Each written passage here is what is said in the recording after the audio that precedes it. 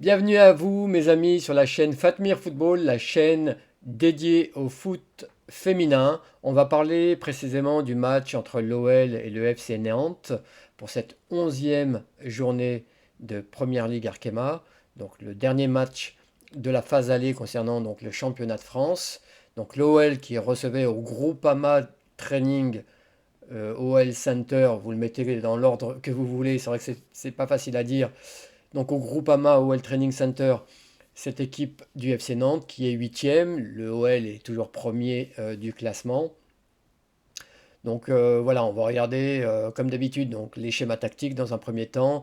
On va bien sûr aborder les enjeux de cette rencontre, le déroulé du match. Restez bien avec moi jusqu'à la fin. On attribuera donc les notes aux joueuses qui sortent du lot pour cette rencontre.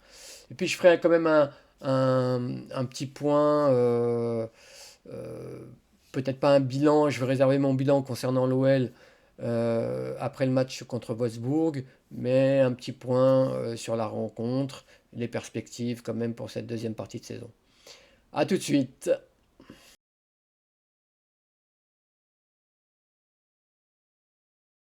Et venons-en maintenant au schéma tactique. Joe Montemurro, pour sa part, avait mis en place donc ce 4-3-3 maintenant qui est traditionnel pour l'Olympique lyonnais. Je pense qu'il a fait son 11 avec ses 11 titulaires. Les 11 titulaires, les 11 joueuses qui sont à ses yeux titulaires, sa meilleure équipe à l'instant T, hein, bien évidemment, les choses peuvent bouger en fonction des méformes, des blessures, des absences, vous le savez très bien. Donc là, il avait mis en place donc son 4-3-3 avec donc les meilleures joueuses du moment. On va commencer par la ligne défensive, donc la ligne de 4 avec Svava à gauche, bien évidemment, qui est en avance par rapport à Selma Bacha. Carpenter donc de l'autre côté, son pendant à droite. La charnière centrale, donc Renard-Gilles, voilà, qu'on connaît, il n'y a pas de surprise là-dessus. Le milieu à 3 de très haut niveau avec ses trois internationales, Jennifer Marozan, même si elle s'est mise en retrait par rapport à l'équipe d'Allemagne. Lindsay Oran, la capitaine de la sélection américaine. Et Damaris Egurola, donc la joueuse des Pays-Bas. Et enfin, donc cette ligne d'attaque de 3 avec trois joueuses qui sont quand même un peu, qui se ressemblent un peu. Donc Shawinga, Melchi Dumornay, donc à la pointe de ce triangle, de cette ligne d'attaque, on va dire, et puis Kadidiatou Diani, donc à droite. Donc une très belle équipe. En face, donc l'entraîneur nantais a mis en place, lui, un 5-3, on peut même dire un 5-4-1 avec Eloissin, donc l'attaquante qui reste voilà, devant, en pointe, soutenue par Robillard et Mossard. Et puis voilà, donc un milieu de terrain et une ligne défensive très fournie, comme Lyon a l'habitude quand il rencontre des équipes de Première Ligue Arkema. Voilà un petit peu concernant donc les schémas tactiques.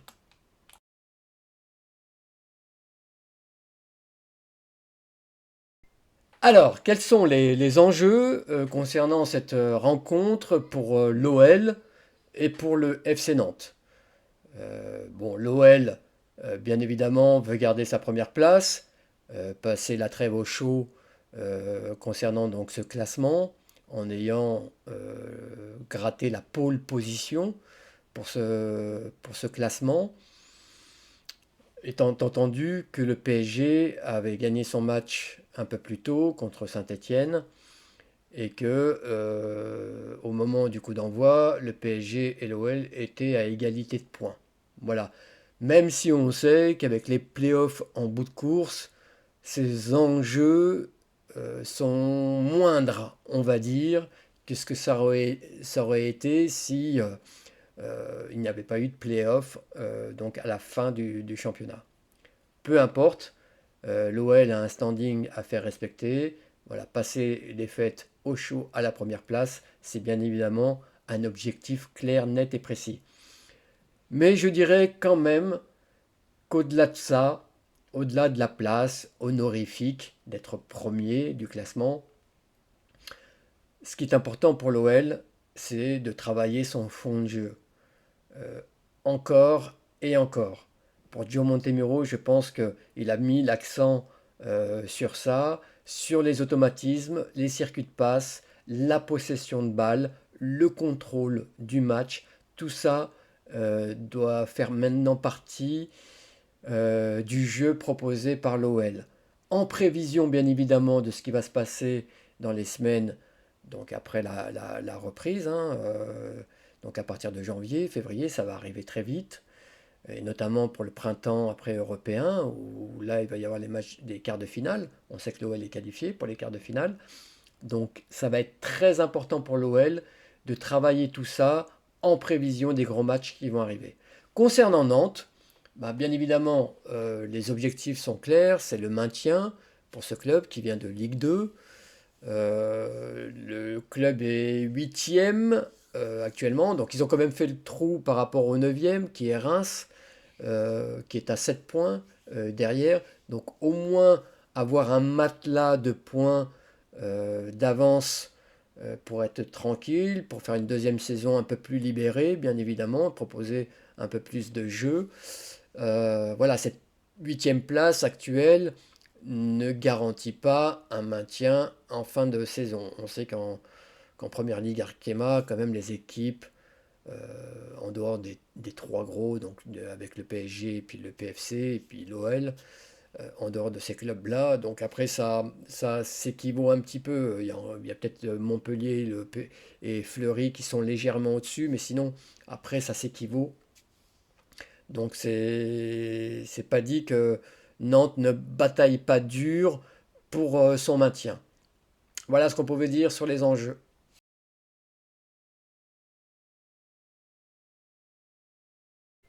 Alors pour le déroulé du match, on peut dire qu'il y a eu une première mi-temps et puis une deuxième mi-temps avec des physionomies totalement différentes. Sur la première mi-temps, l'OL a livré une prestation de très très haut niveau en mettant de l'intensité, beaucoup de rapidité dans les transmissions, a haussé son niveau technique, ce qui a fait que l'OL a roulé sur cette équipe de Nantes. Je pense que euh, l'entraîneur nantais s'attendait peut-être pas à une telle démonstration de force de la part de l'OL. Bien évidemment, il savait que son équipe allait tanguer par rapport au coup de boutoir offensif lyonnais, mais pas dans ces proportions-là. Cette mi-temps m'a rappelé quasi ce qui s'était passé avec Saint-Étienne. Vraiment. Dans la rapidité, dans les duels, les impacts, l'intensité, tout ça vraiment livré par chacune des joueuses lyonnaises qui étaient sur le terrain. Ça a vraiment euh, donné à l'OL des allures de rouleau compresseur, bien évidemment. Donc ça a été, je pense, une surprise parce que, y compris pour moi, non pas que l'OL n'est pas capable de le faire, puisque j'ai parlé de Saint-Étienne, l'avait déjà fait à quelques reprises en Première Ligue Arkema, mais j'avais l'impression quand même qu'elle contrôlait un peu plus le match, étant donné, euh, étant donné le fait que des joueuses sont quand même très sollicitées, beaucoup de matchs donc sur le calendrier.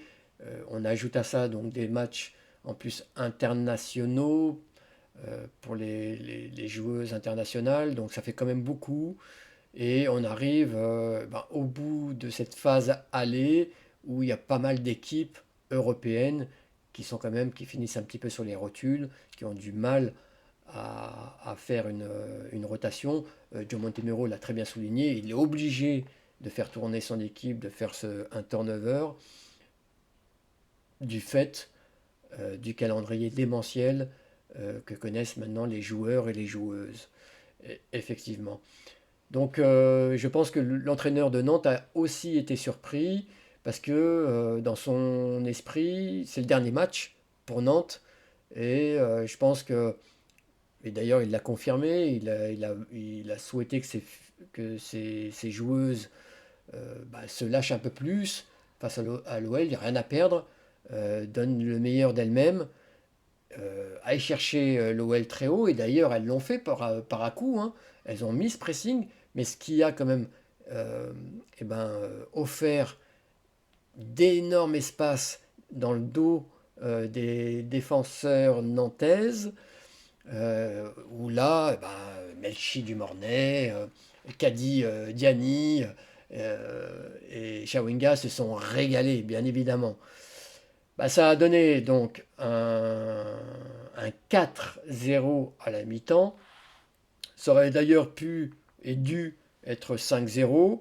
Je ne sais pas pourquoi l'arbitre de touche a vu un hors-jeu donc, qui était totalement imaginaire, hors-jeu de Melchi Dumornay.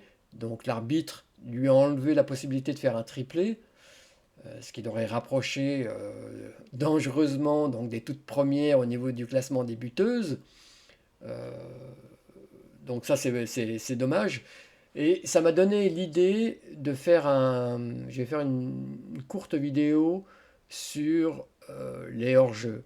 Quand est-ce qu'on est hors-jeu et quand est-ce qu'on est en jeu. Je pense que ça peut intéresser pas mal de monde. Le hors-jeu fait partie, bien évidemment, du jeu, mais beaucoup de gens, de spectateurs, d'observateurs, d'amoureux du foot n'appréhendent pas toujours cette règle-là. Quand est-ce qu'un joueur est hors jeu et quand est-ce qu'il est en jeu. Donc je vais me faire fort de faire une vidéo explicative pour mettre tout le monde à la page. Donc ça arrivera bientôt donc, sur cette chaîne. Je compte sur vous, bien évidemment. Pour ceux qui passent, là, abonnez-vous. Si vous aimez ce que vous voyez, si vous aimez les contenus, les vidéos de ma chaîne, abonnez-vous. Il y en aura beaucoup, beaucoup d'autres à l'avenir, de plus en plus. On va faire en sorte que le foot féminin soit promu, qu'on parle du foot féminin de plus en plus. Donc comptez sur moi pour ça. Donc continuez à faire gonfler la chaîne, c'est vraiment super. Donc je reviens sur ce déroulé. Donc 4-0 à la mi-temps. Je vais rappeler quand même. Alors je vous mets bien sûr le score, hein, puisque après deuxième mi-temps, ce score ne va pas beaucoup évoluer. Mais en première mi-temps, donc les 4 buts, donc le doublé de Melchi Dumornay à la 11e et à la 24e, comme vous pouvez le voir. Entre-temps, donc entre ces deux buts de Melchi, il y a le but de Lindsey Oran, qui elle aussi donc, squatte le haut du classement pour les buteuses. Lindsey Oran d'ailleurs qui a joué énormément en fausse numéro 9 avec une Melchi Dumornay qui venait chercher un peu plus le ballon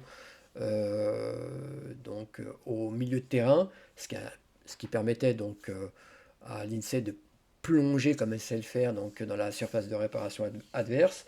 Un but de Vanessa Gilles aussi, plein d'opportunisme.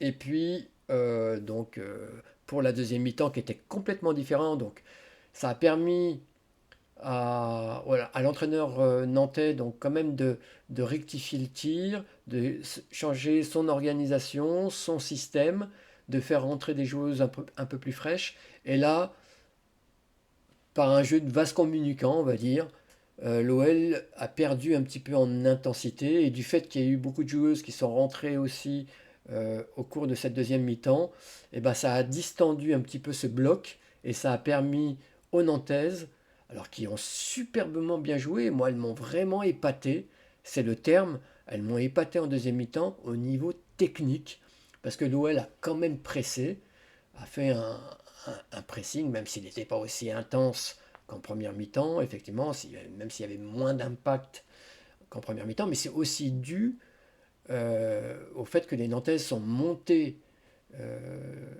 dans l'intensité technique et elles ont énormément sorti de ballons depuis leur surface en jouant au foot, en se faisant des passes. Et ça, c'était vraiment, vraiment intéressant.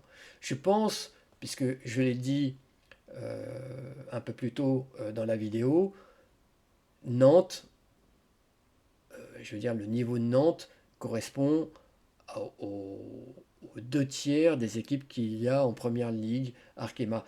J'espère vraiment que l'entraîneur nantais va faire des émules auprès de ses collègues, qu'on cesse de mettre un bus devant l'OL et qu'on aille plutôt les chercher. Alors oui, elles se sont fait rouler dessus en première mi-temps parce qu'elles sont allées très haut, mais ça, de toute façon, dans la plupart des cas, l'équipe perdra. Qu'elle reste derrière ou qu'elle aille chercher l'OL, elle, elle, elle perdra, elle aura 90% de chances de perdre le match. Autant aller bousculer cette équipe de l'OL et nous offrir du spectacle. Par la même occasion, bon sang, il faut vraiment que les entraîneurs en France soient beaucoup plus audacieux et moins frileux. S'il vous plaît, faites en sorte que vos joueuses s'éclatent. Au moins, elles ressortiront avec le sourire de ces matchs, au lieu qu'elles... j'ai vu certains matchs où les filles pleuraient tellement elles s'étaient fait marcher dessus. En plus, elles étaient restées derrière. Elles n'avaient pas joué le jeu qu'elles auraient pu mettre en place si l'entraîneur avait été un peu plus audacieux, encore une fois. Voilà ce que je voulais dire donc, par rapport à ça. Donc, le cinquième but lyonnais, qui est un magnifique but à la 71e minute, je crois. Ou à la... Attendez, je vais regarder, que je dise pas de bêtises. À la 74e minute. En fait, un but donc d'Amel Majri. Je le disais, une Amel Majri qui, après sa grossesse, après sa rupture des ligaments, est revenue en pleine forme, a mis but sur but. Je crois qu'elle était à 4 ou 5 buts sur les 4 ou 5 derniers matchs. Donc elle était vraiment efficace devant le but. Elle a porté sa pierre à l'édifice.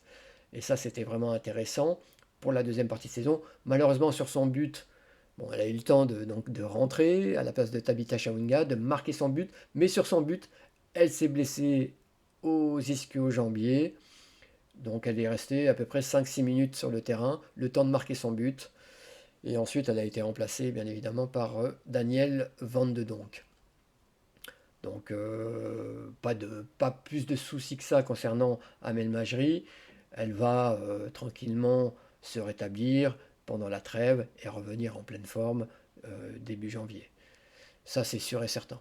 Voilà ce qu'on pouvait dire donc sur le déroulé du match. Ah, quand même, quand même, parler du but nantais qui vient récompenser justement euh, cette volonté d'aller de l'avant, de partir de l'arrière en se faisant des passes, en bousculant cette équipe lyonnaise, en ne lui rendant pas le ballon directement, après deux trois touches de balle.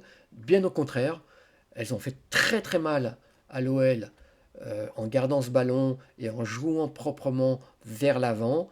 Et c'est comme ça que Robillard donc, a pu marquer ce formidable but suite à un centre venu donc du côté droit nantais.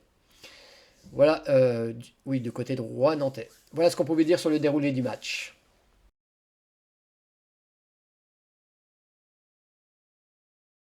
Enfin, les notes du match. On va commencer par l'OL.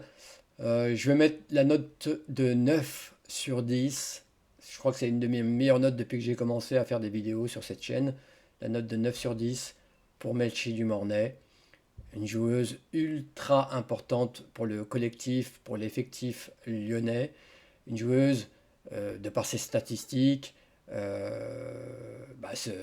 devient indispensable pour cette équipe. C'est une joueuse qui est encore en pleine progression, j'imagine, euh, tout son potentiel et le ciel est sa limite. C'est comme ça qu'on peut dire les choses la concernant. Donc c'est super qu'elle soit dans une équipe française. Bien évidemment, je ne le cache pas, je suis très heureux qu'elle soit à l'Olympique Lyonnais, étant donné que je suis supporter de l'OL. Je ne le cache pas, bien évidemment. Euh, je suis né, j'ai grandi à Lyon. J'ai été du côté de Lyon quand le Jean-Michel Aulas a repris donc le FC Lyon pour en faire une machine de guerre en 2004. Donc voilà, je suis très heureux qu'une joueuse comme ça garnisse les rangs de l'Olympique lyonnais, mais il n'y avait pas qu'elle. Je vais mettre la note de 8 sur 10 à Lindsay Oran. Lindsay qui était un petit peu dans le creux, qui reprend du poil de la bête un petit peu là avant la trêve. Donc c'est bien, elle va pouvoir se ressourcer tranquillement avec le sentiment du devoir accompli. Elle a fait une énorme saison avec l'OL et bien évidemment avec sa sélection puisqu'elle a gagné les JO encore une fois. Euh, donc elle mérite tout à fait cette note de 8 sur 10. Elle a un peu brouillé les cartes par rapport aux défenseurs nantaises en jouant énormément devant, en étant presque le deuxième neuf de l'équipe, en accompagnant donc Melchi Dumornay devant. Je vais mettre la note de 8 sur 10 également pour Kadidiani, que j'ai retrouvé avec pleine puissance. Elle n'a pas toujours tout réussi, bien évidemment, mais avec sa puissance et sa technique, elle peut faire très mal à l'adversaire. C'est grâce à elle, c'est elle qui initie donc le mouvement qui va permettre à Melchi Dumornay d'ouvrir le score et de marquer un but. Elle a été dans tous les coups, elle a fait très mal sur son côté droit. Une grande Kadidiani qui l'a dit au micro, en plus j'ai beaucoup aimé qu'il l'a dit au micro donc de Canal après la fin du match. Elle pense qu'elle peut encore mieux faire et ça c'est très bien. J'aime ce type de discours. Elle ne se contente pas de ce qu'elle fait. C'est vrai qu'elle n'a pas marqué durant ce match, mais elle a quand même délivré une passe décisive pour le deuxième but, le doublé de Mechi Dumornay. Donc bravo à toi Caddy, tu mérites la note de 8. Je vais ensuite mettre la note de... j'ai hésité entre 5 et 6 pour, euh, pour Jennifer Marozan. Je vais lui mettre la note de 5, la moyenne, parce que quand même, elle était au milieu de terrain, elle a donné le tempo, elle a quand même délivré quelques bonnes passes, mais je sens, et même plus que ça, j'ai vu quand même qu'elle a fait énormément d'erreurs techniques, toutes bêtes, parfois. Une passe pour une partenaire qui est à 2-3 mètres d'elle et qui va totalement à côté. Euh, je me souviens d'une action, elle pense lancer en profondeur, donc une joueuse qui réclamait le ballon dans les pieds. Euh, on n'est pas habitué à ça avec Jennifer Marozan qui a un QI football incroyable, qui a une technicité, de la magie dans les pieds. Et c'est vrai que depuis quelques matchs, elle est un petit peu dans le dur. Alors peut-être que c'est le fait que comme elle n'a pas joué l'année dernière énormément, même presque pas du tout, hein, elle joue vraiment des bouts de match l'année dernière sous Sonia Bonpastor. Là, voilà, elle joue beaucoup plus de matchs et peut-être que c'est quand même difficile pour elle. Elle commence voilà, à vieillir quelque part. Elle est sur vraiment la dernière partie de sa carrière. Elle s'est mise en retrait au niveau international parce que au niveau physique, je pense qu'elle n'aurait pas tenu, elle aurait vraiment été cramée et elle n'aurait pas été compétitive. Je pense qu'elle veut réserver ses dernières forces pour son club. Donc, mais on sent quand même qu'elle est dans la zone rouge, qu'elle est dans la zone rouge. Donc cette trêve va faire beaucoup de bien à l'ex-internationale allemande, la grande joueuse qui est Jennifer Marozan. On a besoin d'une Jennifer Marozan en pleine possession de ses moyens pour faire d'énormes différences.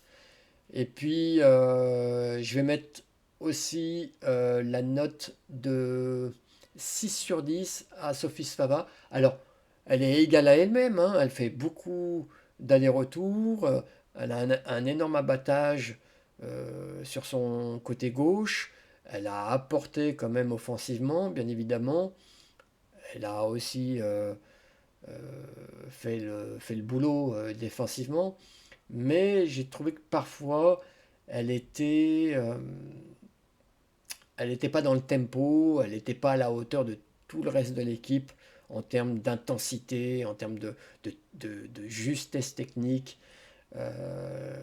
Quand on voit la première mi-temps de l'OL, le niveau de jeu, l'incroyable précision qu'il y avait entre les joueuses qui se faisaient des passes avec une vitesse. euh, et vous avez à côté de ça Sophie Sfava qui est un peu plus frustre. Bah, vous le voyez tout de suite. Ça éclabousse quand même l'écran et on ne peut pas passer à côté. En dehors de ça, encore une fois, elle a fait un match plus qu'honorable. Donc je lui mets la note de 6. Voilà, simplement parce que je trouve que depuis son arrivée, elle a été vraiment formidable. Peut-être que là aussi, et ce serait normal, elle a énormément joué. Selma Bacha était sur le flanc, énormément joué. Voilà, qu'elle ressente un peu de fatigue, c'est tout à fait normal. Mental, physique, c'est tout à fait normal. Voilà pour les notes côté lyonnais. Pour les nantaises, franchement, je vais mettre la note de 8 pour l'ensemble de l'équipe. Alors, certes, la première mi-temps, elles sont passées au travers, mais quand vous avez une équipe de l'OL qui met autant d'intensité, cette équipe est injouable pour n'importe quelle équipe de première ligue Arkema. N'importe quelle équipe. À ce niveau, et même, je dirais, pour la plupart des équipes européennes, ce serait difficile de contenir une telle équipe. Après, en deuxième mi-temps, sincèrement, Nantes m'a vraiment, vraiment épaté. Vraiment épaté. Je ne peux pas sortir après des joueuses. Il y a de Manon Huffrin qui avait marqué un superbe but dans les premières journées de Première Ligue Arkema d'ailleurs, qui a été vraiment formidable en milieu de terrain, avec un très gros abattage. Toutes, toutes ont fait un match plein, en tout cas notamment sur la deuxième mi-temps, mais même en première mi-temps, elles ont eu cette volonté de presser haut, d'embêter Lyon le plus possible. Et elles ont vraiment rivalisé techniquement avec l'OL. Et j'ai adoré leur sortie de balle, parce que l'OL pressait quand même, mine de rien. Et elles ont réussi quand même à sortir. Et ça, c'est prometteur pour la suite, pour cette équipe de Nantes. Je serais vraiment étonné qu'elles fassent une mauvaise deuxième partie de saison. Elles peuvent quand même capitaliser sur leurs prestations concernant face à l'OL, un des meilleurs clubs du monde. Ça, c'est une belle référence. Elles ne doivent pas tenir compte du score, mais vraiment retenir cette deuxième mi-temps qui est prometteuse. Elles doivent capitaliser là-dessus pour monter encore plus haut dans le classement. Voilà ce que je pouvais dire sur les notes.